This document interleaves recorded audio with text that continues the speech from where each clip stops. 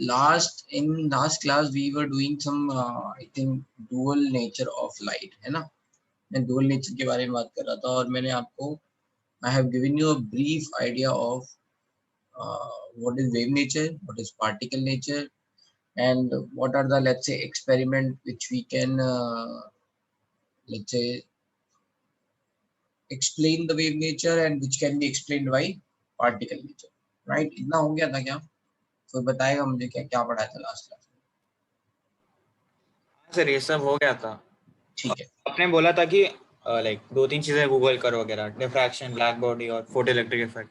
हाँ very good, किया आप लोगों ने? Yes sir. ठीक है, कुछ आइडिया लगा या कोई डाउट है?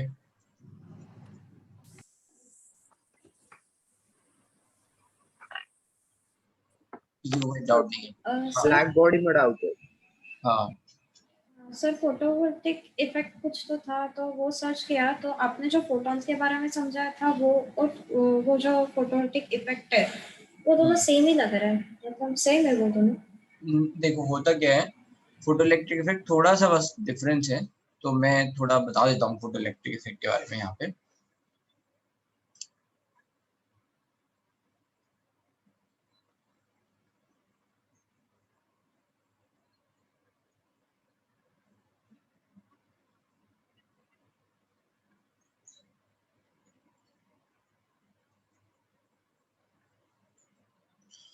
So we are starting about dual nature of light.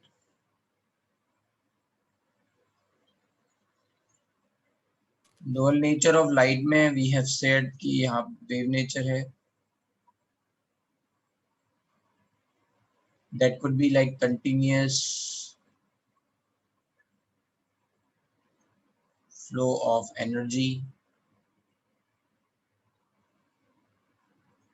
The phenomena which can be explained by wave nature, that is going to be diffraction and interference.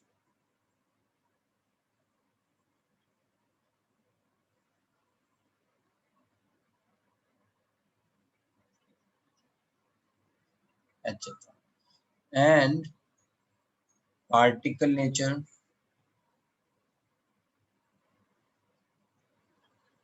that is discontinuous flow of energy.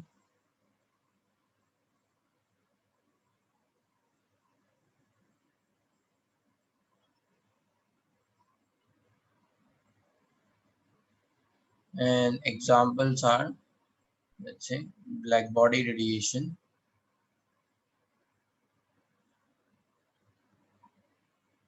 and photoelectric effect. So I will give you a brief idea of all these terms, and we will talk a little bit more about photoelectric effect. So interference में क्या था कि wave nature can combine and destroy each other. मतलब दो wave आई है ना, let's say. So if two waves are going to come, then if they are opposing each other, एक दूसरे को अगर opposite direction में है their movement, then they can cancel out each other. ठीक है, right? So interference is like addition of energy, or let's say difference of energy. Diffraction is nothing but एक slightly sharp edges के through light का मुड़ना, है ना, या light का बढ़ जाना, टूट जाना, ठीक है। तो डबल स्लिट एक्सपेरिमेंट में क्या हुआ, एक लाइट सोर्स दो लाइट सोर्स में कन्वर्ट हो जाता है, ये डिफ्रेक्शन है।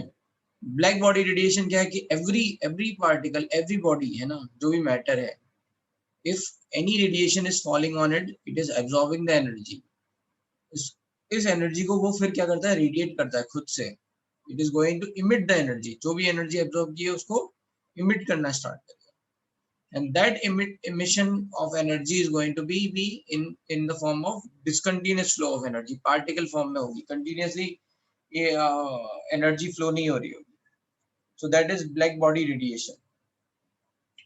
And what is photoelectric effect? तो photoelectric effect थोड़ा और समझ लेते हैं. तो वैसे तो ये अपने चैप्टर में भी है, तो थोड़ा आगे हम बताएंगे, लेकिन हम थोड़ा सा आइडिया दे रहे हैं फिर से. होता ये है फोटो इलेक्ट्रिक इफेक्ट में कि कुछ ऐसे मेटल्स हैं जिन पे लाइट गिरती है तो इलेक्ट्रॉन इमिट हो जाता है. in certain metals like and observed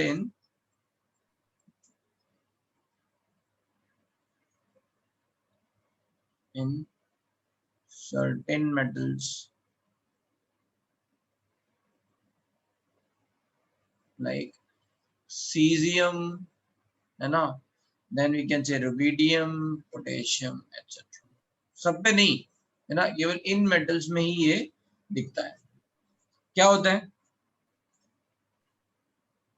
होता क्या है, इमिशन ऑफ इलेक्ट्रॉन, है ना, टेक्स प्लेस, और emission of electron as light is falling on metal, है ना, as sufficient energy।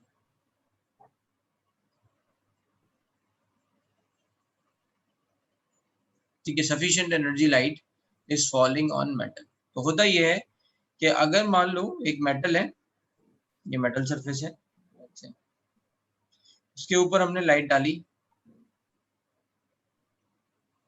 ठीक है, तो ये जो मेटल में इलेक्ट्रॉन्स हैं ये एनर्जी एब्जॉर्ब करेंगे, ठीक है, these are going to absorb the energy, ये एनर्जी एब्जॉर्ब करेंगे। अब हेलो, हाँ बेटा, ये एनर्जी एब्जॉर्ब करेंगे तो होता क्या है, इनसे इलेक्ट्रॉन निकालना आसान है, आपको पता है, these are very reactive metals, they can easily lose the electron in comparison to other let's say metals, है ना। एस ब्लॉक में फर्स्ट है ये, है ना, सोडियम के बाद नीचे जा रहे हैं, डाउन द ग्रुप नीचे जाएंगे तो रिएक्टिविटी बढ़ती है, ठीक है, so they can lose the electron easily. तो होता ये है, जैसे ही एनर्जी गिरेगी तो ये इलेक्ट्रॉन, है ना, लो आयनाइजेशन पोटेंशियल, नॉट हाई, ठीक है, सो हम लो आयनाइजेशन पोटेंशियल इजीली निकल जाएंगे, लो हाई होगा तो फिर वो पकड़ के रखेगा, दैट इज, ठीक है। सर हाँ वैसे तो और भी काफी रिएक्टिव मेटल्स है ना, हाँ, like लेकिन सोडियम वगैरह। उनका जो एनर्जी रिक्वायरमेंट है वो, है ना, ज्यादा है। अच्छा, जब हम आयनाइजेशन एनर्जी की बात करते हैं, आयनाइजेशन एनर्जी क्या होती है बताओ, अच्छा कौन बताएगा ionization energy, anyone who knows ionization energy? Sir मतलब कि एनर्जी ड्रॉप किया सपोज, तो एक आयन बनने के लिए सपोज एक इलेक्ट्रॉन निकलेगा तो एक पॉजिटिव चार्ज आयन बनेगा, आयनाइजेशन एनर्जी है। अच्छा, तो मैं यहाँ दो चीजें लिख रहा हूँ, एक में लिख रहा हूँ Na gas, Na plus gas, और मैं लिख रहा हूँ Na solid to Na plus aqueous. इनमें से दोनों जगह इलेक्ट्रॉन निकल रहे हैं, कौन सी आयनाइजेशन एनर्जी है? टू सिनेरियोज आर गिवन, ठीक है, सिर्फ पहली वाली आई थिंक।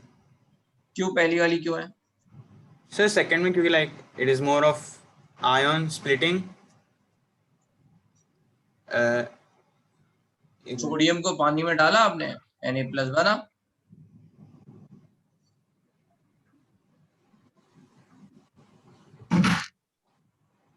तो आंसर है पहली वाली, ठीक है, करेक्ट था आंसर। जो आयनाइजेशन एनर्जी है वो ये है, ठीक है, so this is right answer, this is wrong. अब ऐसा क्यों हुआ, ये एक स्टैंडर्ड बनाया गया कि जितनी भी हम एनर्जी है, जैसे बॉन्ड एनर्जी, आयनाइजेशन एनर्जी है, we are going to take with respect to gases, atom और मॉलिक्यूल, ठीक है। अब बात आती है, जो किसी ने भी डाउट पूछा कि बाकी मेटल में भी तो इलेक्ट्रॉन निकल जाते हैं, तो बाकी मेटल में इलेक्ट्रॉन निकल जाते हैं, ये बात सही है, लेकिन वो जो निकलते हैं वो गैसेस एटम में इलेक्ट्रॉन निकालना डिफिकल्ट हो जाता है, और सॉलिड से इलेक्ट्रॉन निकालना आसान हो जाता है। अब क्यों ऐसा होता है, तो थोड़ा सा और डीप में जा रहे हैं, तो भाई Na सॉलिड से हम ये बोलते हैं कि आप एनर्जी के टर्म्स में, एनर्जी इज कंजर्व, आप चाहे एक तरफ से जाओ और चाहे आप दूसरी तरफ से जाओ, दोनों तरफ से एनर्जी का जो समेशन आएगा वो सेम ही होगा, ठीक है, ठीक है, ये बात। तो समझते हैं यहाँ पे क्या होता है। तो अगर जैसे कहीं पे ये ऐसा लिखा हुआ है metal solid is giving metal plus aqueous an electron then it involve a lot of energy. आपको पता करना है यहाँ कितनी एनर्जी का चेंज होगा, लेकिन यहाँ तो हमें पता नहीं है। So we are going to break this reaction into some elementary reaction. पहले सॉलिड को गैस बनाएंगे, गैस, कितनी एनर्जी जाएगी, सब्लिमेशन एनर्जी जाएगी। फिर इस गैस को we are going to convert into Na plus gas, कितनी एनर्जी जाएगी, आयनाइजेशन एनर्जी जाएगी। सो दिस इज पॉजिटिव, मतलब हमें देनी पड़ रही है पॉजिटिव एनर्जी, दिस इज हमें देनी पड़ रही है पॉजिटिव एनर्जी। और Na plus aqueous is going to convert, Na plus gas is going to convert into Na plus aqueous. So what will happen, इसको ऐसे भी लिख सकते हैं क्या अपना,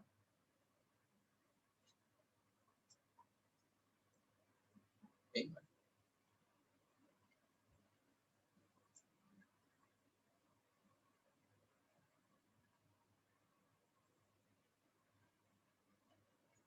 सो ये देनी पड़ेगी, ये देनी पड़ेगी। And this Na plus when it is going to be in is going to go in water, ये देखो ये सब कुछ अलग है ना, दिस इज थोड़ी ऐसी ज्ञान की बात है। जिनकी केमिस्ट्री वीक है वो घबराए ना, ठीक है। इस क्लास में मैंने पूछा था ना कि काफी लोगों की केमिस्ट्री थोड़ी वीक थी,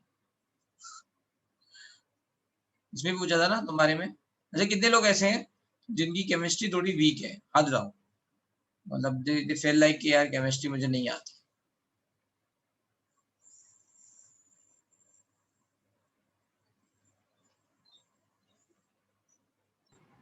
सर आई डोंट थिंक आपने पूछा था हमारे क्लास में कि नहीं केमिस्ट्री। पूछा, चलो आज पूछ लेते हैं। ओके तो भाई जिनकी केमिस्ट्री वीक है वो बिल्कुल ना घबराएं। होता कि मैं क्या करता हूँ, मैं कोशिश ये करता हूँ कि मैं चीजों को कनेक्ट करके रखूं, ठीक है। तो किसी ने कुछ बोला है तो उसको थोड़ा लॉजिकली एक्सप्लेन कर दूं। हो सकता है आपको ना समझ में आए एक्सप्लेनेशन, क्योंकि ये अभी हमारे सिलेबस का नहीं है। और ये लेकिन ऐसा नहीं है ये पढ़ाया नहीं जाएगा 2 साल में, ये पढ़ाया जाएगा, आगे पढ़ाया जाएगा। अभी आपको थोड़ा थोड़ा आइडिया लग गया तो जब हम दोबारा पढ़ाएंगे तो और आइडिया लग जाएगा। फिर ये ऐसा नहीं है, यही वाला सेम कॉन्सेप्ट अपनी अपने सिलेबस में कम से कम 4 या 5 बार आने वाला है। when you are going to see the same concept again and again, तो वो रिवाइज होता रहता है, ठीक है। तो अभी जिन लोगों को थोड़ा डर लग रहा है कि क्या कह रहे हैं ये, तो वो घबराए ना, है ना। बहुत सारी चीजें यहाँ, सब्लिमेशन एनर्जी मतलब क्या होता है, सब्लिमेशन तो सबको पता है, सॉलिड टू गैस, ठीक है, सॉलिड टू गैस। क्यों चाहिए था सब्लिमेशन, क्योंकि गैस से गैस में जाने पे आयनाइजेशन एनर्जी लिख सकते हैं, ठीक है। तो यहां से हम देखो कैसे वापस पहुंच गए, 3, यही जो सेम रिएक्शन है उसको हमने 3 उसमें डाल दिया। और there is another energy is called hydration energy. किसी भी गैस आयन को अगर पानी में डाल दोगे, ठीक है, तो वाटर क्या करेगा, उसको घेर लेगा, है ना। सबको पता है वाटर इज पोलर, कोई जानता है वाटर इज पोलर। पहले जितने लोगों के हाथ ऊपर हैं उनके नीचे कर देते हैं, तब देखते हैं how many people knows water is polar solvent. 2 लोगों को पता है, ठीक है। पोलर का मतलब क्या होता है, हम देखो बस एक से एक दूसरे में जा रहे हैं, ठीक है, मेरे साथ ही रहना, है ना। पोलर का मतलब होता है जिसमें डाइपोल्स बने, क्या, डाइपोल्स बने, क्या बने, डाइपोल्स। अब डाइपोल्स क्या होते हैं, तो एक पॉजिटिव और एक निगेटिव, है ना। एक पॉजिटिव एंड बने और एक निगेटिव एंड बने। जैसे मैग्नेट में होता है एक नॉर्थ एक साउथ, तो उसको हम क्या बोलते हैं, डाइपोल, राइट। अपनी अपनी है ना अर्थ में नॉर्थ साउथ मैग्नेटिक फील्ड है उसकी, डाइपोल। तो वैसे ही पॉजिटिव और नेगेटिव साथ ही साथ हो तो उसको क्या बोलते हैं, डाइपोल। जहां पे भी डाइपोल बनते हैं उनको हम बोलते हैं पोलर, ठीक है। जहां पे भी नेट डाइपोल बनता है उसको हम क्या बोलते हैं, पोलर। तो अब लेट्स से समझ लेते हैं इस बात को। जैसे मैं बोलूं HCl, अच्छा कितने लोगों को ये बात पता है कि एक टर्म होता है इलेक्ट्रॉन निगेटिविटी,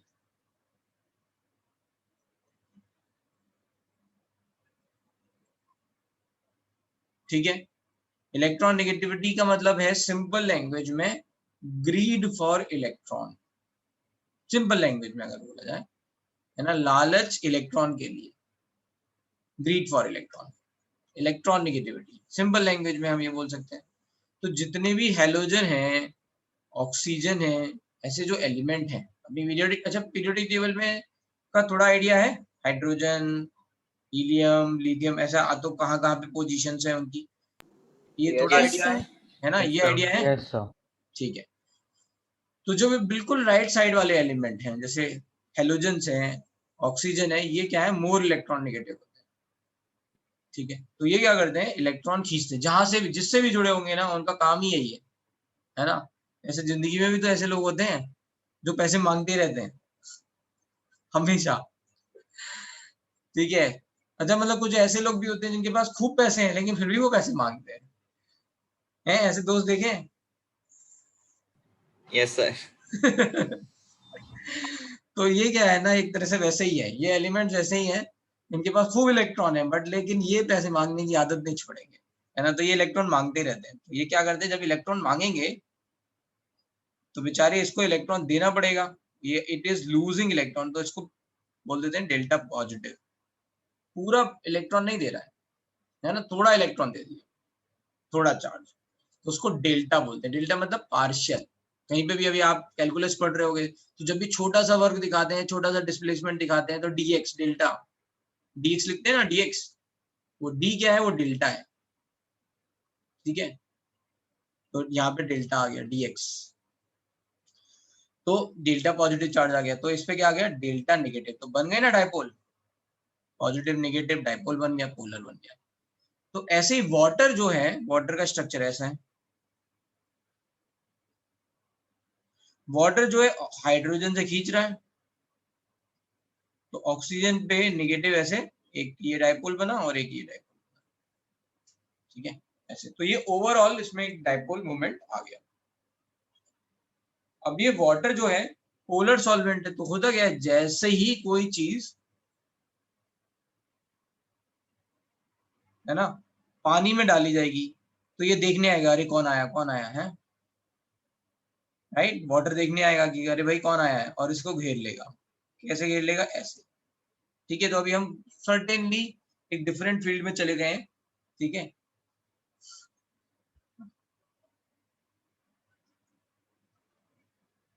ऐसे पूरा घेर लेगा, नेगेटिव वाला एंड, है ना, ये नेगेटिव वाला एंड, ये जो नेगेटिव वाला एंड है ये इस तरफ पॉजिटिव की तरफ रहेगा, ये इंटरेक्शन चालू हुआ। इसको बोलते हैं Na plus aqueous. Na plus aqueous का मतलब क्या है कि अब सोडियम आयन को चारों तरफ से वाटर ने घेर लिया है ना। अच्छा एक बात बताओ, जैसे मान लो मैं कहूं कि मैंने सॉल्ट जो है Na प्लस पानी में डाला, सॉल्ट था पहले सॉलिड, अब वो मैंने, ध्यान से सुनना, NaCl जो है सॉल्ट, सॉलिड है, वो मैंने पानी में डाला, तो जो Na प्लस था, क्या उसकी फिजिकल स्टेट सॉलिड से लिक्विड हो गई क्या, या सॉलिड से सॉलिड ही रही? ध्यान से सुनना, जो Na प्लस था NaCl से, है ना, हमने उसको पानी में डाला, तो क्या वो सॉलिड से उसकी फिजिकल स्टेट लिक्विड हो गई या वो सॉलिड ही रही? थिंक सॉलिड ही रहेगी। सॉलिड ही रहेगी, लिक्विड नहीं होगी, है ना। हम कोई मेल्ट नहीं कर रहे हैं उसे, है ना, गर्म नहीं कर रहे हैं। तो जो Na प्लस है, देखो यही चीज लिक्विड सॉलिड कैसे रहेगी, ये कैसे समझते हैं हम, और डाल दो सॉल्ट, खूब डाल दो, तो सुपर सैचुरेटेड सॉल्यूशन होके वो पीपीटी बना लेता है ना, नीचे नीचे डिपॉजिट हो जाता है ना। देखो ये बात कंफर्म कर रही है कि जो Na प्लस है वो सॉलिड से सॉलिड ही है। पानी में घुल गया, इसका मतलब है कि वो इतना छोटा छोटा टूट गया है कि अब हमें दिख नहीं रहा है। सॉल्युबिलिटी का मतलब समझे, पानी में घुमाया तो क्या हुआ कि वो इतना छोटा छोटा, अभी क्या थे, बहुत सारे सोडियम सोडियम आयन एक साथ, या NaCl जो भी थे, वो बहुत सारे एक साथ जुड़े हुए थे, तो दिख रहे थे। जैसे ही पानी में डाला तो वो इतने छोटे छोटे टूट गए कि अब अपनी अपनी आंखों से हम देख नहीं सकते हैं, इसलिए फिर हमें लग रहा है कि वो पानी में घुल गया। ठीक है, तो हुआ क्या वहां पे भी यही हुआ कि जैसे ही आपने NaCl से NaCl डाला तो Na+ को घेर लिया वाटर ने, है ना, ऐसे घेरता जाएगा। सर तो ये Na+ लाइक इंडिविजुअली स्प्लिट हो रहा है ऐसे, तो सर हाँ, अगर एक आयन की बात करें तो स्टेट कैसे हाँ, बता सकते हैं हम? लाइक तो अगर एक मैंने हाइड्रोजन का एटम रखा है तो हम बोल सकते हो गैस है, सॉलिड है, लिक्विड है। तो एटम के लिए जो स्टेट मतलब Na+ भी तो मैटर ही है ना, मास तो है ना उसमें। हाँ यस सर। तो मैटर के ही तो 3 स्टेट होती हैं, सॉलिड, लिक्विड, गैस। जिसे हमने Na+ गैस लिखा है, उसका मतलब क्या हुआ, सोडियम आयन गैसियस स्टेट में, यही तो हुआ। Okay sir. तो अब हाँ, क्या कह रहा था मैं, तो जैसे ही इसको घेर लेंगे, है ना, तो क्या चालू होगा, इनके बीच में अट्रैक्शन चालू होगा, है ना, प्लस माइनस अट्रैक्शन चालू होगा, राइट। इसको बोलते हैं पोटेंशियल एनर्जी। दो चार्ज है ना, अभी मैं आपको ये बता चुका हूँ पोटेंशियल एनर्जी, है ना, बताया ना मैंने पोटेंशियल एनर्जी के बारे में। दो Yes, चार्ज sir. है, तो बताओ अगर मान लो पॉजिटिव और निगेटिव, है ना, एक दूसरे के पास आ रहे हैं, है ना, दूर से एक दूसरे के पास आते जा रहे हैं, ठीक है, या उल्टा समझते हैं कि मान लो ये पॉजिटिव और निगेटिव एक दूसरे के पास हैं, मान लो अभी, और हम इन्हें एक दूसरे से दूर भेज रहे हैं, है ना, दोनों भी पास हैं, हम एक दूसरे से दूर कर रहे हैं, तो बताओ हमें मेहनत करनी पड़ेगी या अपने आप हो जाएगा? सर मेहनत करनी पड़ेगी। मेहनत सर करनी पड़ेगी मेहनत भाई, दोनों करनी अट्रैक्ट पड़ेगी। कर रहे थे, अब तुम्हें उनकी उनकी इच्छा के अपोजिट में जाके उन्हें दूर करना पड़ रहा है, राइट, है ना, they are attracting each other and you have to like be a kind of villain kind of a thing, और फिर तुम्हें इन दोनों को दूर करना पड़ रहा है। तो जब तुम उन दोनों को दूर करोगे तो तुम एनर्जी दोगे, तुम्हें अपनी एनर्जी लगानी पड़ेगी, that's why this is going to happen, ठीक है। अब उल्टा समझ लेते हैं, सिनेरियो उल्टा है, ये दूर हैं और ये अपने आप पास आ रहे हैं, तो क्या होगा, एनर्जी रिलीज होगी, सही है ना।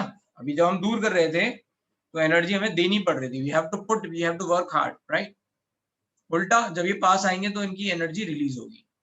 तो अब यहाँ क्या हुआ, जैसे ये Na+ पानी में गिरा, ये वाटर के मॉलिक्यूल देखने आए कौन आया कौन आया, इन्होंने इंटरेक्शन चालू किया, प्लस माइनस, राइट। तो क्या हुआ, energy will release, that energy is called hydration energy, negative. तो अब यहां समझते हैं, तो ये जो फॉर्म है जो हम देखते हैं, जैसे मान लो हमने देखा Fe सॉलिड से या Fe2+ एक्वस, है ना, दैट इज मोर रिएक्टिव। तो यहाँ जो ये रिएक्शन है, इसमें इसमें जो एनर्जी आती है वो ये तीनों आती है। जिन रिएक्शंस के लिए इन तीनों एनर्जी का सम ज्यादा निगेटिव होता है ना, ज्यादा निगेटिव या लेस पॉजिटिव, मतलब ये पॉजिटिव है, ये पॉजिटिव है, मान लो ये लिखा है 50, ये लिखा है 500 और ये लिखा है -800, जस्ट अज्यूम, ठीक है, हाइड्रेशन एनर्जी काफी ज्यादा होती है। तो फिर क्या होगा, तो ओवरऑल सम क्या आ जाएगा, निगेटिव। तो जिन जिन मेटल के लिए या तो ये निगेटिव है या फिर किसी मेटल के लिए हो सकता है ये 800 और ये 700 let's say -700, let's just assume. तो ये क्या हुआ, थोड़ा पॉजिटिव हुआ। तो जैसे निगेटिव से पॉजिटिव की तरफ जाता जाएगा, है ना, वो रिएक्टिविटी सीरीज में लेस रिएक्टिव होता जाएगा, जिसका जितना ज्यादा निगेटिव, टोटल सम, है ना, ये delta H, this delta H is nothing but summation of these three, जिसका जितना ज्यादा निगेटिव हो उतना ज्यादा रिएक्टिव, ठीक है, जिसका जितना ज्यादा पॉजिटिव वो उतना लेस रिएक्टिव। तो ट्रांजिशन मेटल्स जो होते हैं ना, डी ब्लॉक एलिमेंट, उनसे इलेक्ट्रॉन निकालना थोड़ा डिफिकल्ट होता है, उनकी आयनाइजेशन एनर्जीज ज्यादा होती हैं, उनकी सब्लिमेशन एनर्जीज ज्यादा होती हैं, है ना, मेल्टिंग पॉइंट ज्यादा होते हैं, है ना, ट्रांजिशन मेटल्स के। इसलिए आप देखते हो कि रिएक्टिविटी सीरीज में एस ब्लॉक मेटल, सोडियम है ना, पोटेशियम, ये सब ऊपर है, फिर आप जाओगे तो नीचे ट्रांजिशन मेटल्स मिलेंगे। तो ये तो आपको रिएक्टिविटी सीरीज समझ में आ गया भाई, समझ में आया? देखें अभी एक बोल ले लेते हैं, इतनी सारी बातें, बहुत सारी बातें हो गई है ना, सब्लिमेशन, आयनाइजेशन, हाइड्रेशन, क्या क्या पढ़ लिया हमने, पोलर टाइप, नॉन पोलर पढ़ लिया है ना। चलो देखते हैं, लेट्स सी कि कितने लोगों को जो मैंने अभी यहाँ बोला है वो समझ में आया। देन से यस, इसमें पोल क्रिएट करना पड़ेगा, चलो हाथ उड़ा दो फिर, है ना। जितने लोगों को ये सब समझ में आ गया क्या बोला है ना, आसान भाषा में, वो हाथ उड़ा दो। जिनको नहीं आया हो उनसे पता चल जाएगा मुझे। अब मुझे देखना है कि कितने लोगों को नहीं आया है।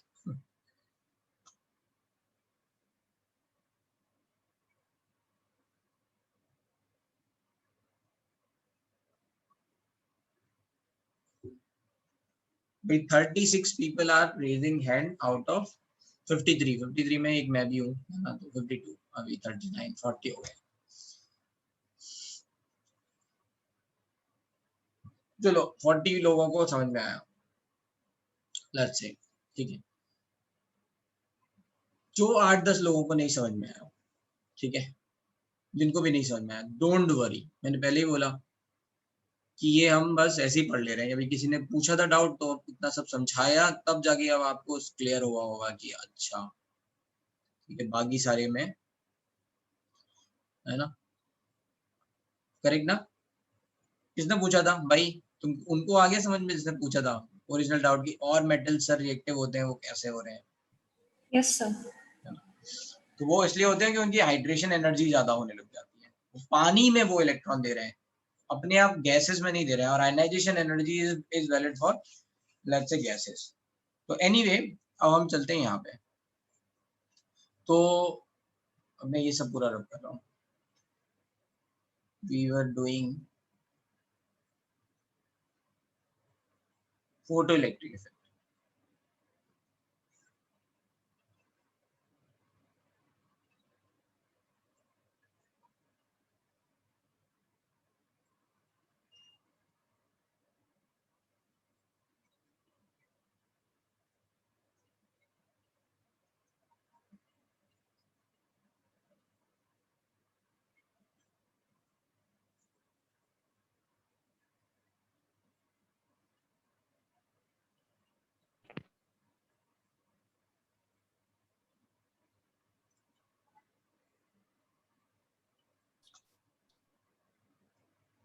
ठीक है, तो अब यहाँ पे क्या हो रहा है, जब लाइट गिर रही है, इन इलेक्ट्रॉन्स को लाइट मिल रही है, so they are having sufficient energy कि ये बाहर निकल जाए, ठीक है।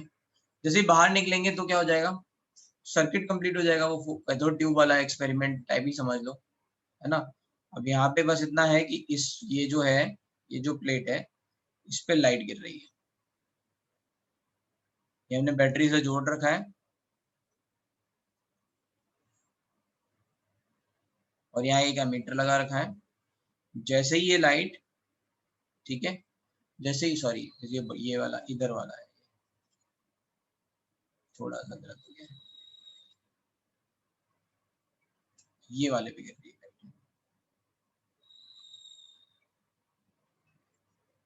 ये कैथोड है। एनोड पॉजिटिव होता है तो इलेक्ट्रॉन किसकी तरफ भागेंगे, एनोड की तरफ, है ना। तो इलेक्ट्रॉन ऐसे निकल के ये लाइट गिरी, फोटोन,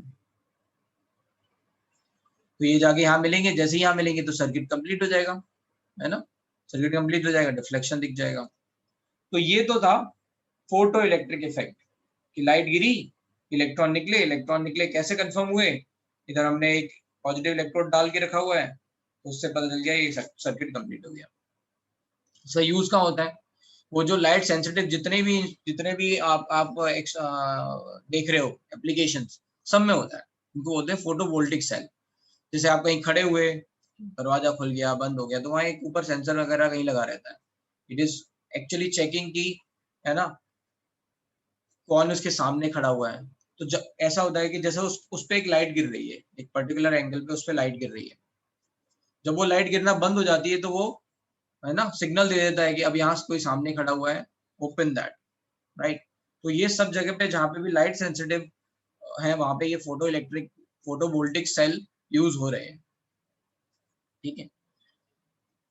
अब बात होती है कि यहाँ पे ये जो एनर्जी निकल रही है ये पार्टिकल नेचर में क्यों आ रही है, हम क्यों कह रहे हैं कि सॉरी ये जो एनर्जी गिर रही है या फिर है ना, ये जो एनर्जी गिर रही है ये पार्टिकल नेचर के लिए क्यों कह रहे हैं, वेव नेचर क्यों नहीं कह रहे हैं। तो होता ये है, हम ये अज्यूम करते हैं कि एक इलेक्ट्रॉन जो है ना वो एक फोटोन, हर एक इलेक्ट्रॉन एक फोटोन एब्जॉर्ब कर रहा है, ऐसा नहीं कि मल्टीपल फोटॉन्स एब्जॉर्ब हो जा रहे हैं, है ना।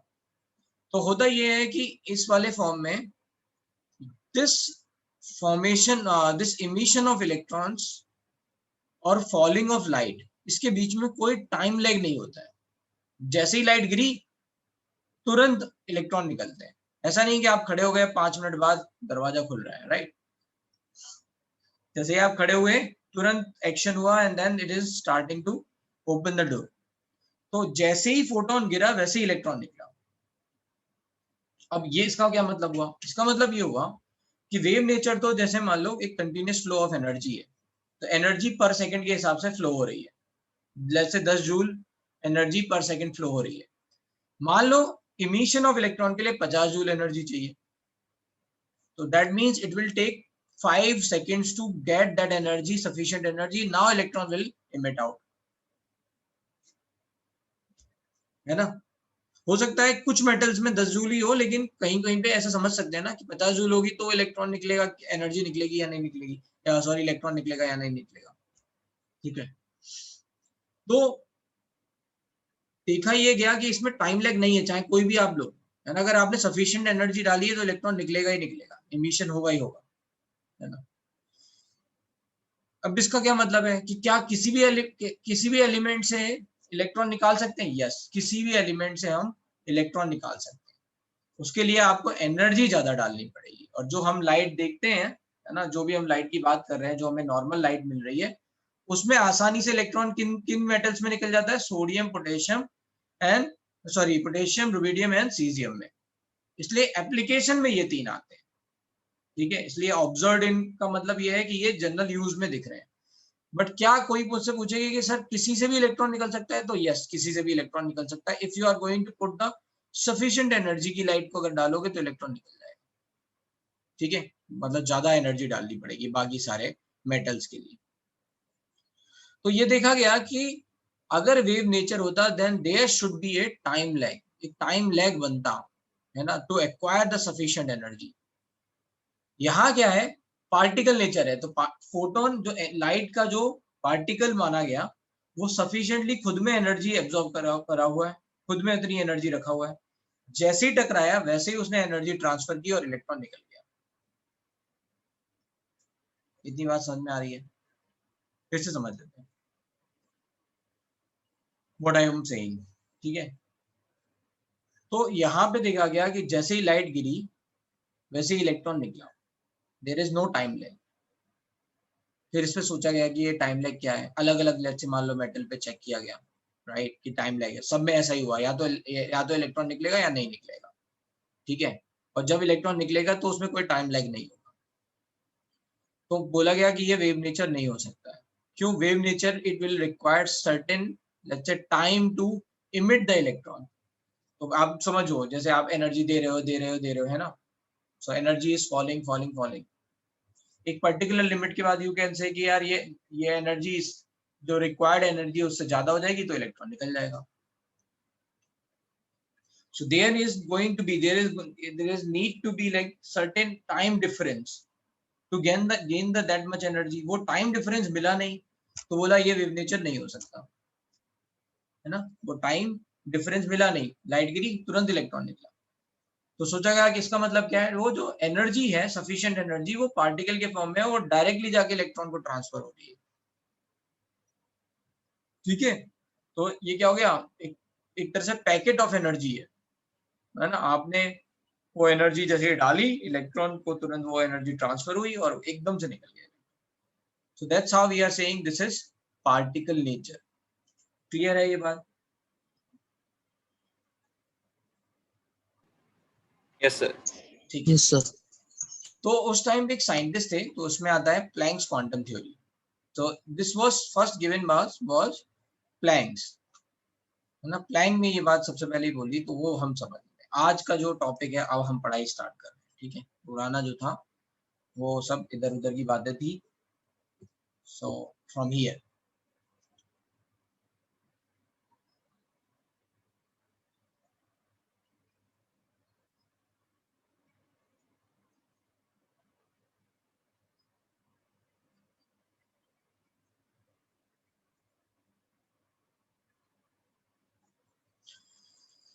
तो अभी तक बिफोर प्लैंक, मैक्सवेल सेड कि जो लाइट है वो वेव नेचर के फॉर्म में है, that is continuous flow of energy. Planck was the first one who said कि energy can be in the discontinuous form. So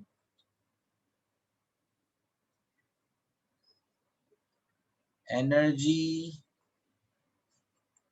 or we can say absorbed or radiated energy, absorbed or emitted energy, emitted, or you can say radiated, you know, energy can be discontinuous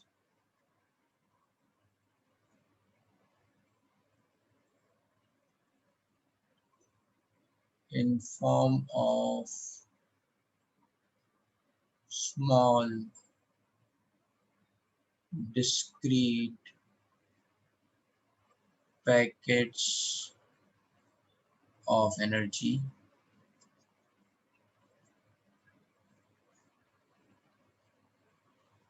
these small discrete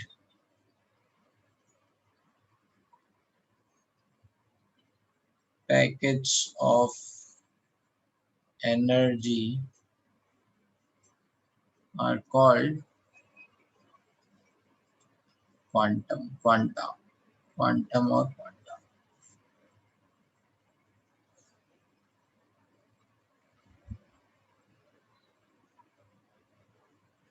If this energy is, if this emitted or absorbed energy is light, then we are using photon. We are using term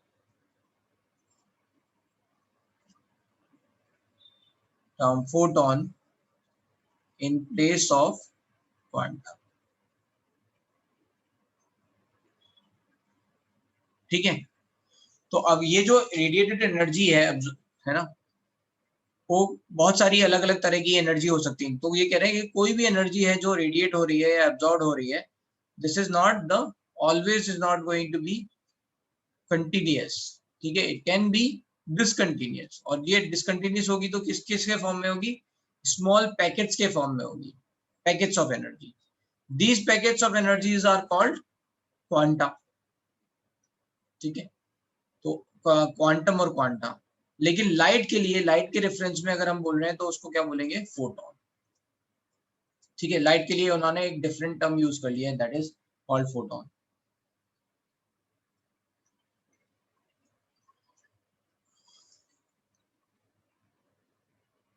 ठीक है। Third, अब बात आती है जो photon है इसकी energy क्या होगी। तो see the dual nature is light is having the dual nature. तो ये कह रहे हैं कि लाइट में वेव नेचर तो है ही और पार्टिकल नेचर भी है। तो ये कह रहे हैं जो पार्टिकल है ना, उसकी एनर्जी जो है वो उसके वेव नेचर के कारण आती है। whatever the energy is going to be, that is going to be because of its wave nature, और wave nature में क्या है? frequency है। तो he said कि the energy of photon is proportional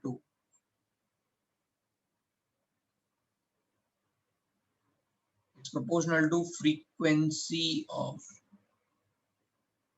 photon or light, you can say. So energy of photon को मैं लिख रहा हूँ EP से, that is proportional to frequency को मैं यहाँ पे लिख रहा हूँ न्यू से, है ना। आप लोगों ने एफ से लिखा होगा, अभी यहाँ पे हम न्यू टर्म यूज करेंगे। It is similar to V. क्या है ये? न्यू, ठीक है, एनर्जी ऑफ फोटोन। तो इसमें ये प्रोपोर्शनलिटी का, है ना, this is the theory, Planck's quantum theory, ये इंपॉर्टेंट पॉइंट है। एनर्जी ऑफ फोटोन क्या होगा? Frequency of photon, or you can say frequency of light, and frequency is given by nu. The energy of photon is proportional to nu. Now, energy of photon can be written as h nu, where h is Planck's constant.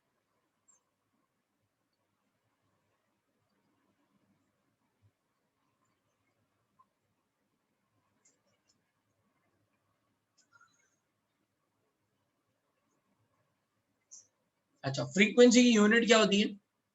What is the unit of frequency? Hertz. Hertz, ठीक है। Hertz का मतलब है number of rotation और number of cycle per second, ठीक है। Hertz का मतलब कितना है? नंबर ऑफ साइकिल, और you can say number of rotation per second, ठीक है। तो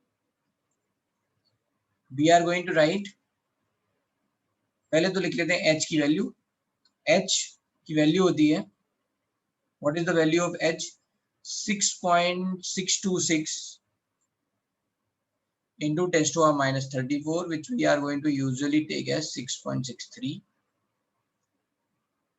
The unit are going to be joule second. तो यहाँ फ्रीक्वेंसी की यूनिट है पर सेकेंड और इसकी यूनिट है जूल। जब ये इधर जाएगा, है ना, h क्या होगा? h, what is h? h is nothing but energy of photon divided by nu, ठीक है। तो जूल डिवाइड बाय 1/1 सेकेंड, तो ये क्या हो जाएगा? ऊपर आ जाएगा। तो यहाँ पे यूनिट क्या बनी? Joule second. समझ में आया ये बात? किसी कोई दिक्कत? ठीक है।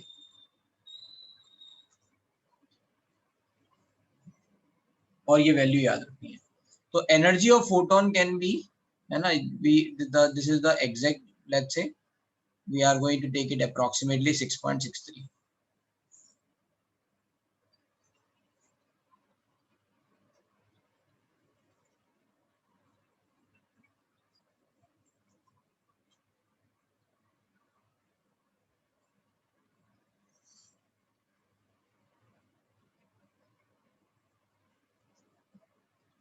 Now what is frequency in some, let's say, other term?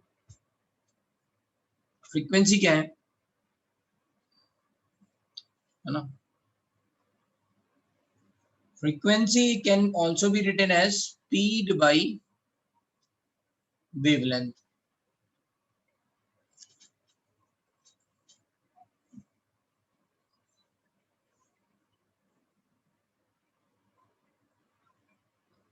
Speed by wavelength, which is nothing but, है ना, hence nu is nothing but c by lambda, where c is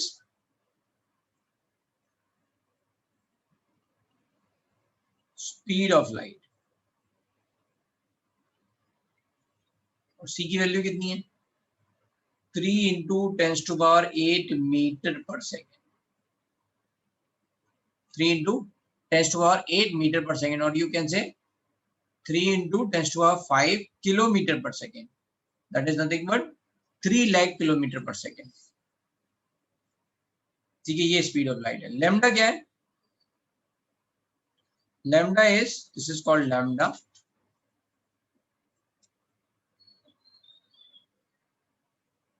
lambda is nothing but wavelength. अच्छा, ये वाला formula कहां से आया ये भी मैं समझाऊंगा, ठीक है।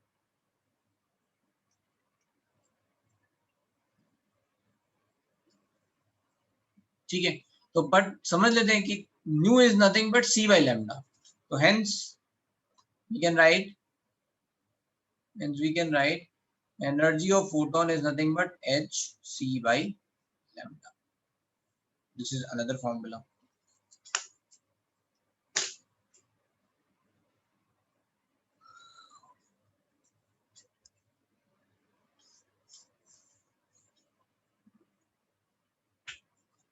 इतना लिख लो भाई सब लोग।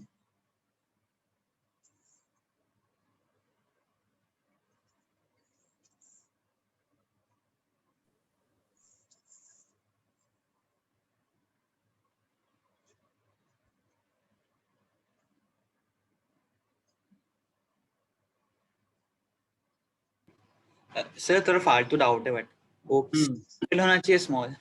क्या? स्पीड ऑफ लाइट का जो c है वो कैपिटल होना चाहिए स्मॉल? कैपिटल मतलब सी नहीं नहीं स्मॉल ही, स्मॉल लिख लो, स्मॉल ही रहता है। Okay sir.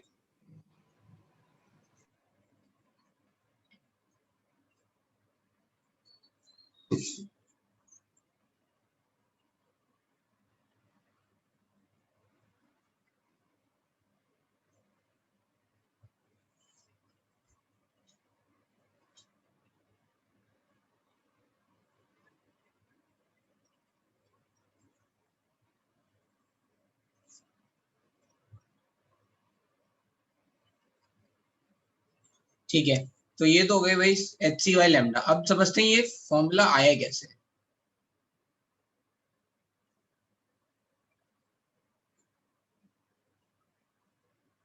ठीक है, सो हम I will come to your point. ठीक है, तो जैसे अगर मान लो तुम दौड़ रहे हो, है ना, let's imagine that you are running at some track. ठीक है, मान लो इस राइट ट्रैक की लेंथ है मान लो 100 metre, 2 pi r is 100 metre, let's say, just imagine. और आप दौड़ रहे हो, आपने मान लो 1 आवर में इसके 40 चक्कर लगा लिए, 40 rounds.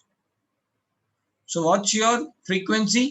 It will be called as 40 rounds per second, per hour, है ना।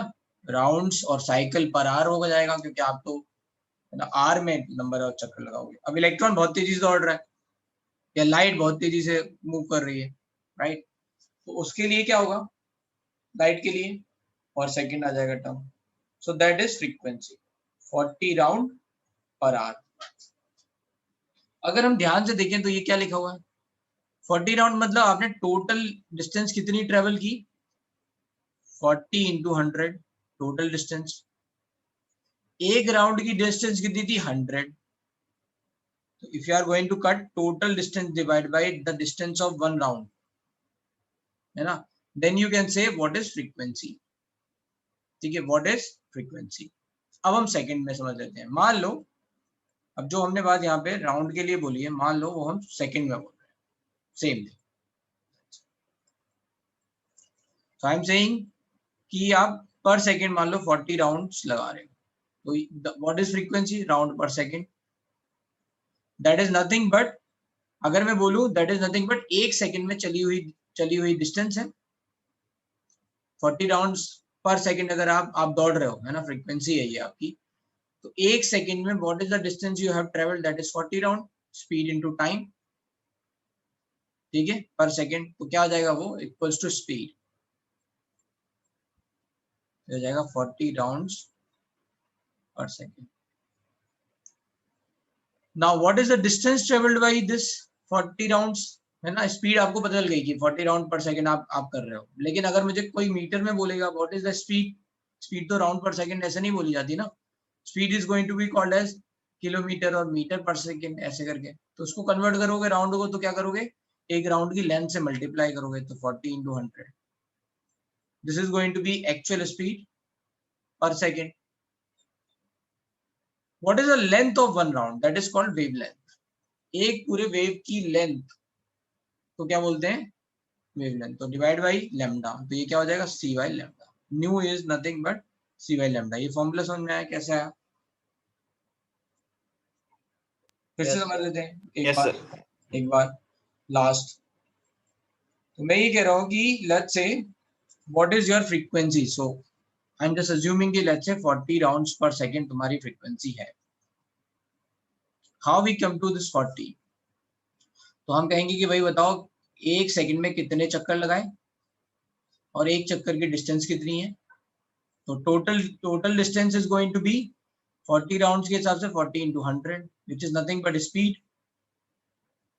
And एक लेंथ की एक राउंड की कितनी लेंथ है? That is 100. So if you are going to, let's say, divide it, then you can say 40 will be the answer. So that's why nu is nothing but c by lambda. ठीक है, अब चलते हैं आगे.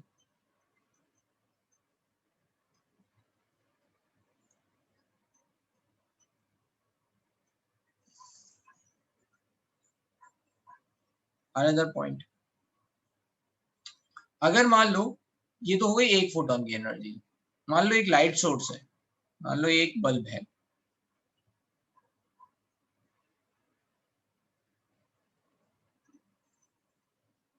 This is the bulb, ठीक है, और वो लाइट ऐसे छोड़ रहा है, मान लो येलो लाइट छोड़ रहा है,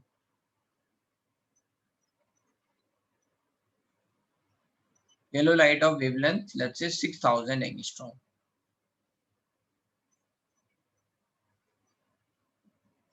है ना, ये एक लाइट बल्ब है, वो येलो लाइट छोड़ रहा है, ठीक है, और यहाँ पे अगर ये येलो लाइट छोड़ रहा है इसका मतलब है एनर्जी के फोटॉन्स छोड़ रहा है ना, येलो लाइट और वेवलेंथ 6000 एंगस्ट्रॉम का मतलब क्या है, 6000 एंगस्ट्रॉम वेवलेंथ के फोटॉन्स को वो छोड़ रहा है, which we are seeing as yellow, है ना, वो हमें दिख रही है येलो, लेकिन उसका वेवलेंथ कितना है, 6000 एंगस्ट्रॉम, ठीक है, और फ्रीक्वेंसी आप निकाल सकते हो.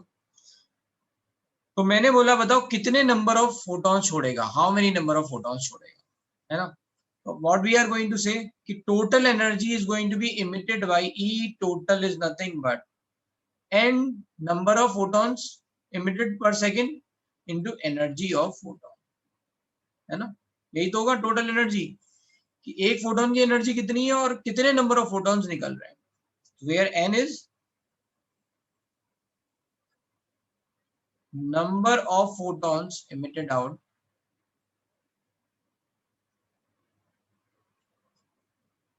from light source.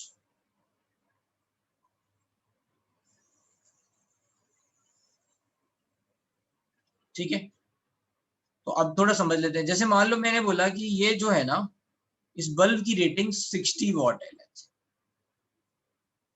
इस बल्ब की रेटिंग 60 वॉट है, इसका मतलब क्या हुआ, ये पर सेकंड कितने एनर्जी छोड़ रहा है, 60 what is nothing but joule पर सेकंड. इसका मतलब है कि total energy emitted out by this light bulb is 60 joule पर सेकंड. ठीक है, अब किसी ने मुझे बोला बताओ इस पे येलो लाइट के फोटॉन्स कितने निकल रहे होंगे per second, how many photons of yellow light photons are going to emitted out per second by this light source. तो मुझे टोटल एनर्जी पता हो गई भाई, एक सेकंड में 60 जूल. एनर्जी ऑफ फोटोन में निकाल लूंगा एच सी वाई लेमडा से, एच पता है, सी इज कांस्टेंट, एच और C both are constant, lambda मुझे दे रखा है. तो can I calculate N value over here, yes और नो? Yes sir. तो भाई करो कैलकुलेट, सॉल्व.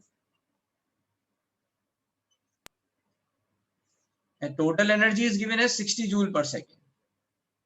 ठीक है, energy of photon you can calculate, H की वैल्यू पता है 6.63 इंटू 10⁻34, सी की वैल्यू पता है 3 इंटू 10⁸8, लैम्डा दे रखा है एंगस्ट्रॉम में. 1 एंगस्ट्रॉम कितना होता है वैसे,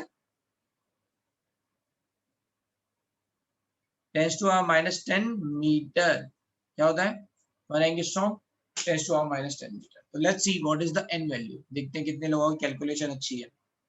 सब बता दिया मैंने.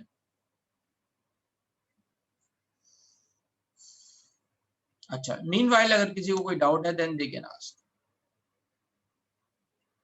अच्छा, ये राज बेटा डाउट है आपको, Raj? Yes, tell me what is your doubt. No, sir. I forgot to lower the hand. Okay, मैं सबके लोअर कर दे रहा हूँ, फिर जिनको डाउट है वो फिर से ऊपर उठा दें हाथ, जिनको अभी कुछ डाउट है इस बात में. What is going to be the energy of let's say photon और टोटल एनर्जी, एनी डाउट? ठीक है, तो भाई बताओ एन की value, how many photons are going to be emitted out by this light source.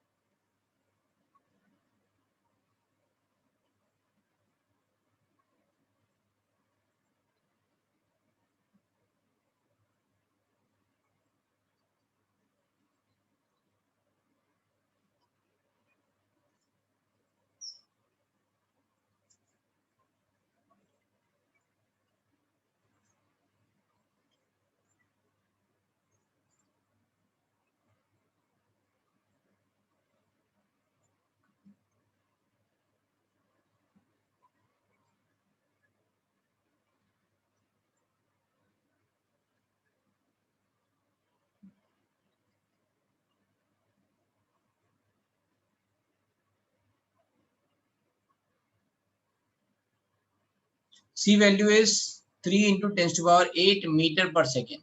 10 to the power 8 meter per second.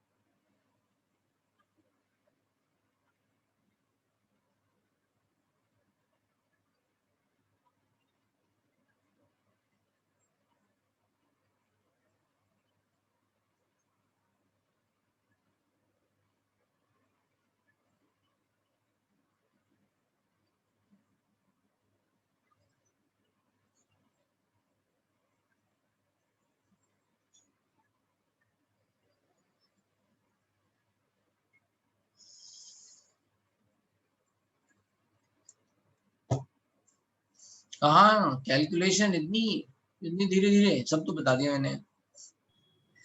Total energy is nothing but answer तो आ गया है. तो लिखो ना कहाँ है आंसर. अच्छा चैट में लिखना है क्या? और क्या मुझे कैसे पता चलेगा. नहीं सर मेरे को आप पूछोगे. Sorry sorry.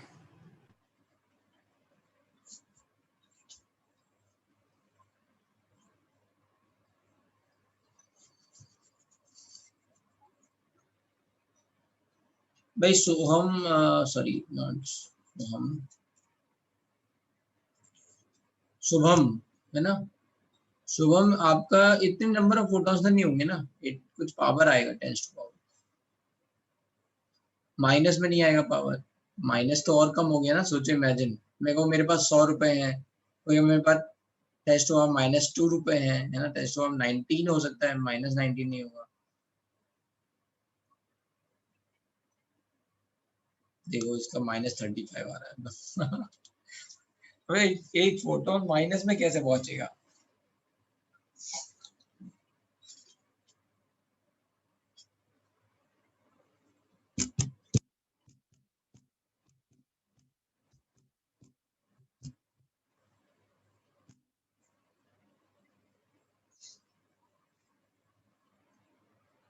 सॉल्व करके देना है Ayushman.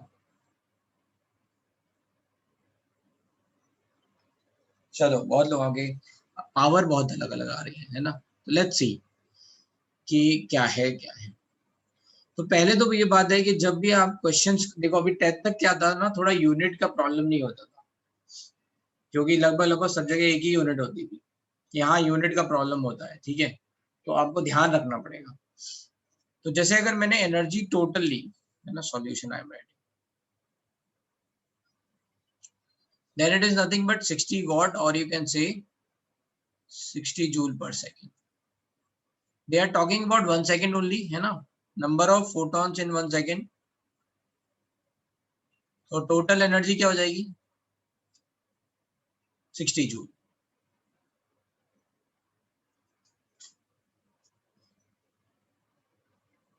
so total energy is nothing but this is nothing but rating actually. इसको हम एनर्जी टोटल नहीं लिखेंगे. this is we are going to call as rating. तो 60 वॉट मीन 60 जूल पर सेकंड. कोई हो सकता है हमसे पूछे कि एक घंटे में बताओ कितने कितने फोटोन निकले. तो टोटल एनर्जी क्या हो जाएगी according to that we are going to multiply 3600 to energy per second. Energy total यहाँ कितना हुआ 60 जूल है ना पर सेकंड इनटू 1 सेकंड. तो सेकंड कट हो गया तो 60 जूल. समझ में आया. हमें नंबर ऑफ फोटोन एक सेकंड में निकालने हैं इसलिए हमने यहाँ टाइम 1 सेकंड. अब ये 60 joule is nothing but n into energy of photon. Energy of photon is hc by lambda. 60 joule is nothing but n. H is nothing but 6.63 into 10 to the power 34 joule second, and C is nothing but 3 into 10 to power 8 meter per second divided by lambda. Lambda is 6000 angstrom. Angstrom को किसमें रखना पड़ेगा? देखो ये second से second cut गया, metre हटाना है तो मीटर में चाहिए, तो 10 to power -10 मीटर, तभी तो कटेगा. अगर आप केवल 6000 लिख दोगे तो गलत आ जाएगा आंसर. ठीक है, right, you have to convert into metre, तभी तो कट पाया ये सब. अब ये यहाँ जूल यहाँ जूल, तो ये कंफर्म हो गया कि हमने जो लिया है सही है. दूसरा तरीका कि भाई सारी चीजें अगर हम स्टैंडर्ड यूनिट में ले रहे हैं तो हमें हर वैल्यू स्टैंडर्ड यूनिट में लेनी पड़ेगी. मतलब ये जूल में लेना पड़ेगा, यहाँ मीटर पर सेकंड लिखना पड़ेगा, और यहाँ पे भी length is going we have to write in metre. तो ये तो मैंने करके दिखाया कि कैसे ये कैंसिल आउट हो रही है यूनिट्स. और you can keep in your mind कि मैं सारी वैल्यू ऐसी लूंगा जो स्टैंडर्ड यूनिट है. तो 60 इक्वल्स टू n इंटू. अब पावर देखते हैं. अगर पावर डिवीजन में है तो वो माइनस की ऊपर जाएगी तो प्लस हो जाएगी. तो 10 to power -10 is going to be in 10 to power +10, ऊपर जाएगी. तो 10 to power +10 और 10 to power 8 is 10 to power 18, और वो 34 यहाँ पे है. 34 में 18 अगर हम ऐड कर देंगे तो कितना आ जाएगा? -10 to power -16 आ जाएगा यहाँ. ठीक है, तो ये आ गया 6.63 इंटू 3 इंटू 10 to power -16. अच्छा, ये मैंने 1000 वाले 3 जीरो नहीं लिए हैं, तो इसको भी काउंट कर लेते हैं. अगर ये इनको तीनों जीरो को काउंट करेंगे, राइट, तो इसका मतलब हो जाएगा 6000 is nothing but 6 into 10 to power 3. ये 3 ऊपर जाएगा तो क्या हो जाएगा? 10 to power माइनस, है ना, ये क्या हो जाएगा? 10 to power -3 हो जाएगा. तो ये n into 60 is nothing but n into 6.63 into this is 19.89. ये 10 to power 3 ऊपर जाएगा तो 10 to power -19 divide by 6. n equals to क्या हो जाएगा? ये ऊपर जाएगा और ये सब नीचे जाएगा. तो ये ऊपर जाएगा तो 360 डिवाइड बाई 19.89. अब ये इंटू 10 to power -19, 19 ऊपर जाएगा फिर से, तो ये हो जाएगा 360 into 10 to power 19 divide by 19.8. अब इसको आप अगर सॉल्व करोगे तो ये अप्रोक्सीमेटली 18 पॉइंट समथिंग आ जाएगा, right. So we have to solve. इसको करेंगे तो right now I am writing 18 point something into 10 to power. तो ये आ गया आपके नंबर ऑफ, है ना, फोटॉन्स पर सेकेंड. या फिर आप लिख सकते हो 1.8 इंटू 10 to power 20. 18 को आप क्या लिख सकते हो? 1 पॉइंट, ये कुछ 18.1 के आसपास आ रहे हैं ना, तो ये आ जाएगा आपका 18.1 इंटू 10 to power 19, और यू कैन से 1.81 इंटू 10 to power. ठीक है, अंशुल इज सेइंग कि ये 1.8 ऐसा आ रहा है. ठीक, ओके, ऐसे लिख लो. समझ में आया क्या किया? कहाँ आप लोगों ने गलती की? पावर वगैरह में जिन लोगों की पावर गलत आ रही थी, क्लियर है भाई?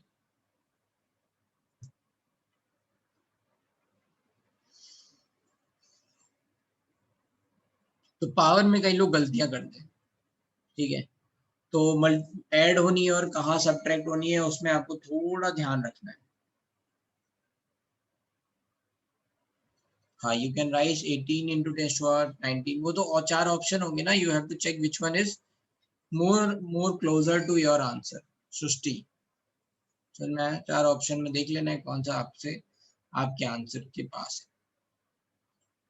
और अगर किसी ने बोला है सिंगल डिजिट आंसर है या फिर, है ना, न्यूमेरिकल लिखना है, तब फिर एक्यूरेटली ही लिखना पड़ेगा. At that time you can not take any approximation. Sir आप एक बार कैलकुलेशन देख रहे हो क्या? क्योंकि मेरे को 18.099 आया है. 18.099, वही 099 रिकरिंग 099. अच्छा भाई, हो सकता है. अब कैलकुलेटर इसमें देख लो भाई, इन दैट सिचुएशन.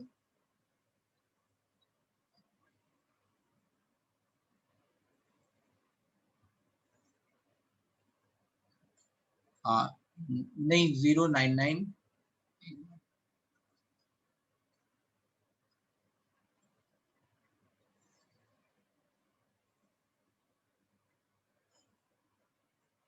हाँ 18.099 समथिंग, ठीक है, तो 18.1 ले लो यार, ठीक है।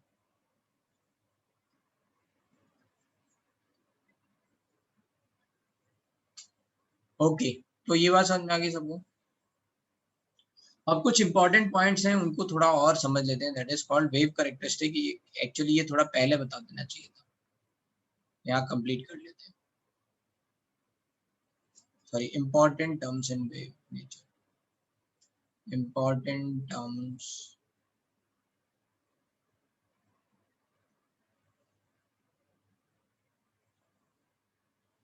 In wave nature. तो ये जैसे वेवलेंथ वगैरह जो हमने यहाँ पे समझाया है ना, उसको थोड़ा और समझा देते हैं।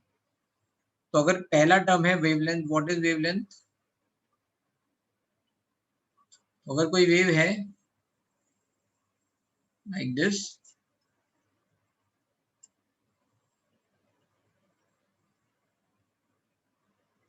तो the distance between two crest and troughs के बीच की डिस्टेंस क्या हो जाएगी? That is nothing but wavelength,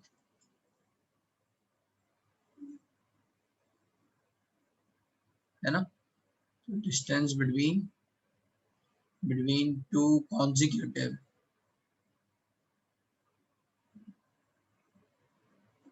crest और troughs, ठीक है, ये हो गई वेवलेंथ। और यू कैन से the length of one cycle, है ना। तो हाईएस्ट और लोएस्ट पॉइंट निकालना आसान रहता है रादर देन, है ना, इसलिए ये वेवलेंथ नहीं बोलते हैं, है ना, डेफिनेशन में। You can identify the peak and peak over here, है ना। से अगर वेव जा रही है तो ऐसे जा रही है ना, ऐसे ऐसे, ऐसे। ये तो हमने लाइन यहाँ ऐसे ड्रॉ कर दी तो आपने आसानी से पता कर लिया।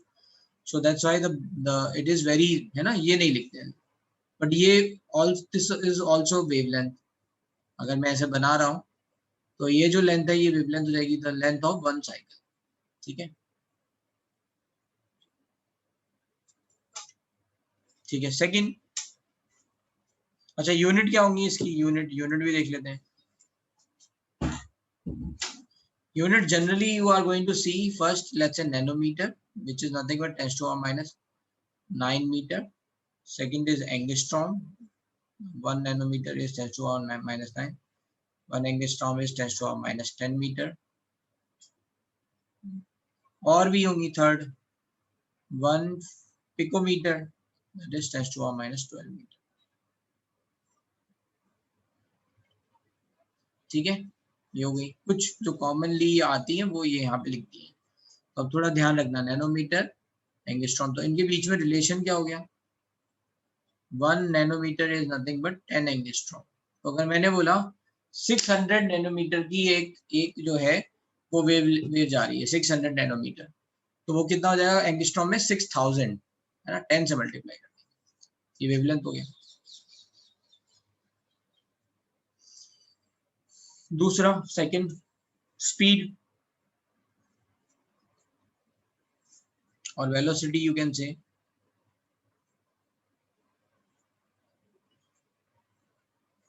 So it is represented by c, है ना। इसको किससे रिप्रेजेंट करते हैं? c से। इसको किससे रिप्रेजेंट कर देते हैं? लैम्डा से।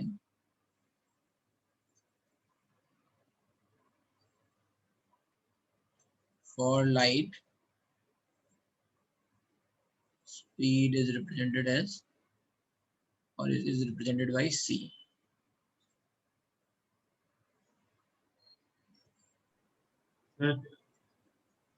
C we have already told you, 10 to the power 8 meter per second, or you can say 3 into 10 to the power 5 kilometer per second. ठीक है, this is in space, और you can, है ना, ये जो लाइट है वो speed of light is in space.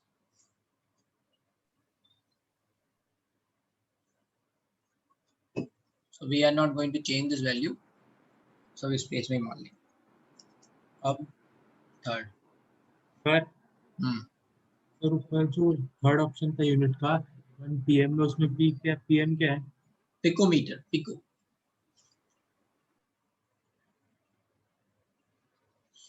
Speed के बाद आती है वेवलेंथ, फ्रीक्वेंसी। तो अभी हम लिख सकते हैं, लिख चुके हैं, नंबर ऑफ साइकिल, सिंपल तो यही है, number of cycle per second. और यू कैन से, एक तो ये तरीका है, और यू कैन से है ना, number of waves passing through a point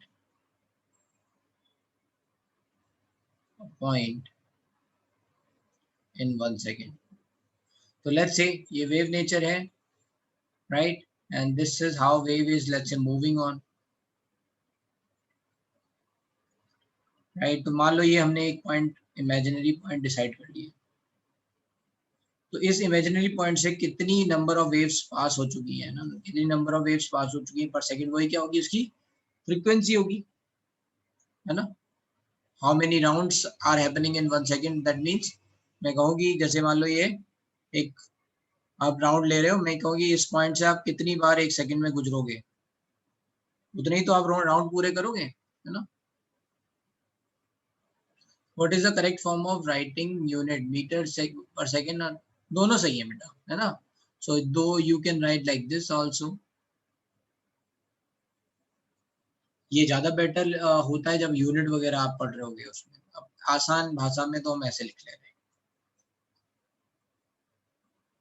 ठीक है। तो ये फ्रीक्वेंसी हो गया, इसकी यूनिट क्या हो गई, frequency is represented bye new, बता चुके हैं न्यू, है ना, and unit is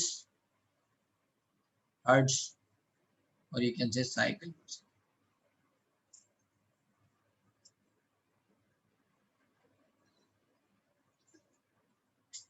फ्रीक्वेंसी के बाद एक और चीज है, दैट इज कॉल्ड फोर्थ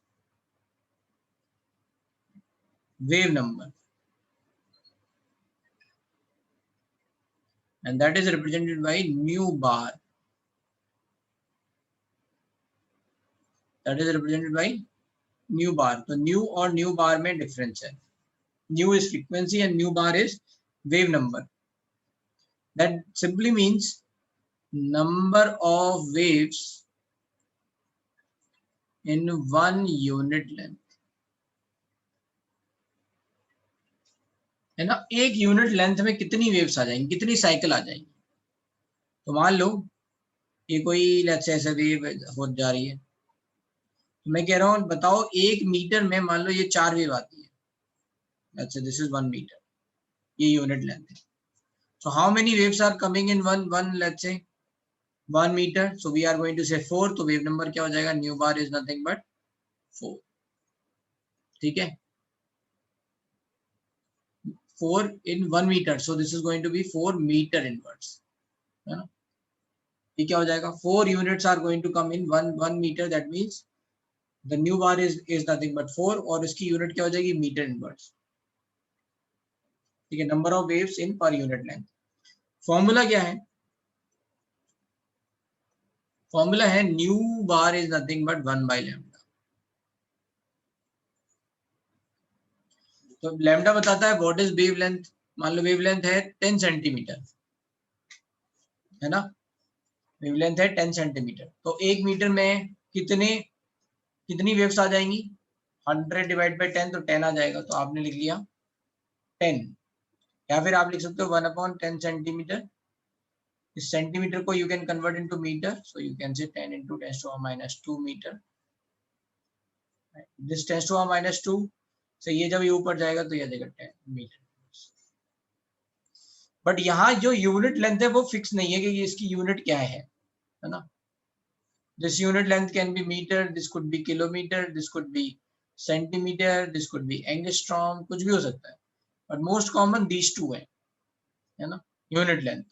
तो unit क्या आ जाएगी आपकी, हम यहाँ पे लिख लेते हैं, unit is going to be, unit of this wave number is meter inverse or second centimeter।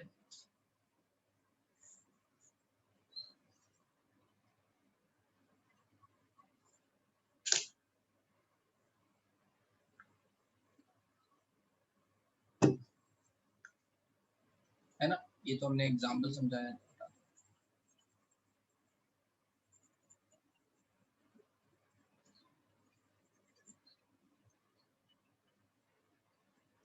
ठीक है, तो ये वेव नंबर हो गया। इसके बाद एक और टर्म आता है that is called amplitude.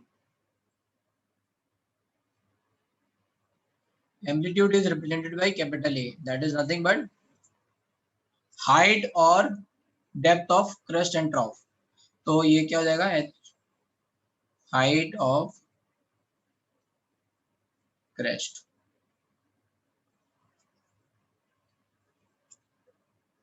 or you can say maximum displacement from mean position.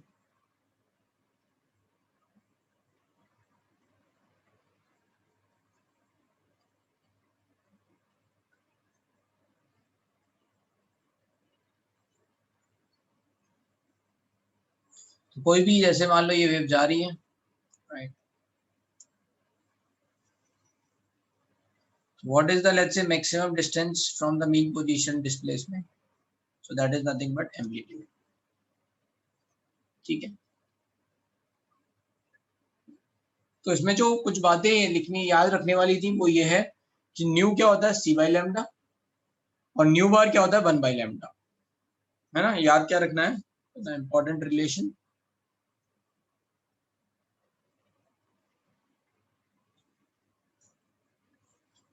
Nu is nothing but C by lambda, and that is also nothing but C nu bar.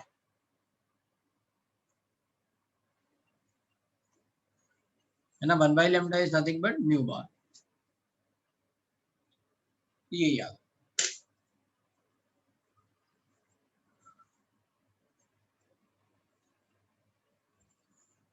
समझ में आ गया। इसमें ये थ्योरी है पूरा, आपको इसमें कोई टर्मोलॉजी नहीं समझ में आई हो पूछ लो।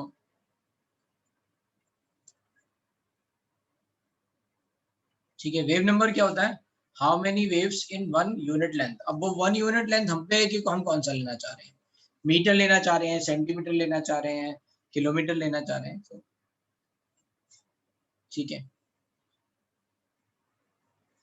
Any doubt? तो आज बस यहीं पे फिनिश करेंगे। If you have any doubt then you can stay और यू कैन लीव। सर आपने वो वेवलेंथ के लिए ना वो उसने ये बताया था ना, वो 10 करके, तो बहुत बार फिर से बताना। वो 1/10 वेवलेंथ लिया था ना आपने, वो बार फिर से बताना। फिर से बोलो, पूरी बात बोलो।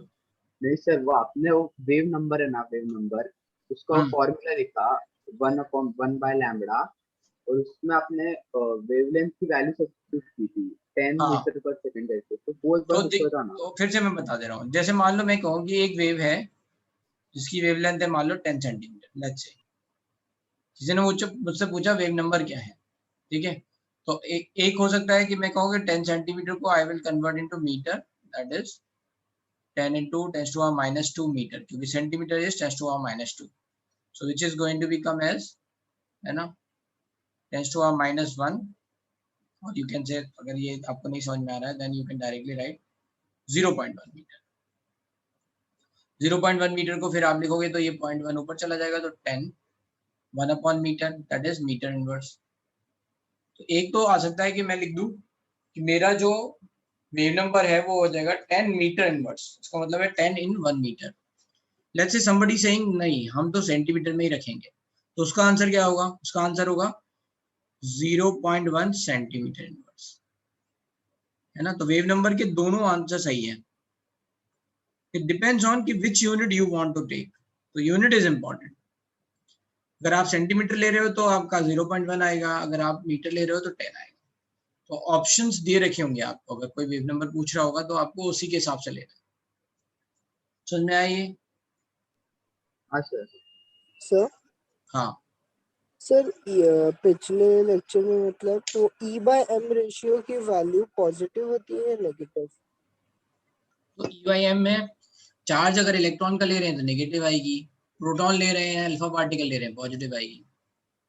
वहाँ जो वैल्यू दी जाती है वो जनरली मैग्नीट्यूड दी जाती है, बिकॉज दिस इज ऑब्वियस कि इलेक्ट्रॉन है तो नेगेटिव ही आएगा, और प्रोटॉन और अल्फा पार्टिकल है तो पॉजिटिव ही आएगा। तो मैग्नीट्यूड देखते हैं। Okay sir. Second point is maximum displacement from mean position. वो सिंपल हार्मोनिक मोशन देखा है, पेंडुलम वाला, तो वहां तो हाइट नहीं आएगी, तो फिर क्या होगा, उसकी जो मिड पॉइंट है उससे मैक्सिमम लेट्स से डिस्प्लेसमेंट कितना हो रहा है, right, that is going to be empty.